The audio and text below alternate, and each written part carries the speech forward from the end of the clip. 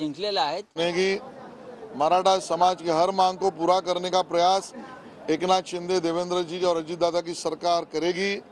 उनकी हर बातों को सुनना हमारा हम कर्तव्य समझते हैं। कानून व्यवस्था को कोई न बिगड़े, या पहले ही मुख्यमंत्री जी ने कहा है, बावजूद इसके अगर कोई कुछ कर रहा है तो उसके पीछे कौन है, इसकी जांच सरकार जरूर करे। महाराष्ट्र में क्या जातिवादी समीकरण या एक बार जातिवाद की आग में जलने लगा है क्या? लगातार आरक्षण। देखिए, महाराष्ट्र बहुत सुसंस्कृत है, प्रगल्भ है, आधुनिक विचारों से ओतप्रोत है, और इसके लिए महाराष्ट्र में इस प्रकार के जाति को भिड़ाने के विषय और विचारों को कोई स्थान नहीं मिलेगा। पत्रकार पोपटलाल की कहानी आपने ट्वीट की है सर हिंदी में।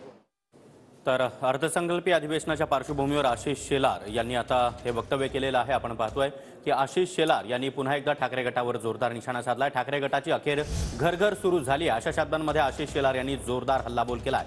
22 पक्षांना एकत्र घेऊन चालणारा पक्ष म्हणजे भाजप आहे असं देखील आशिष शेलार यांनी म्हटलंय।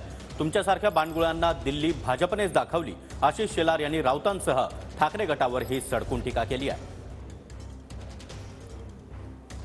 तर आशिष शेलार यांनी नेमकं काय ट्विट केलं आपण पाहतोय। 2024 नंतर महाराष्ट्रामध्ये भाजप कुठे असेल याची चिंता तुम्ही करू नका।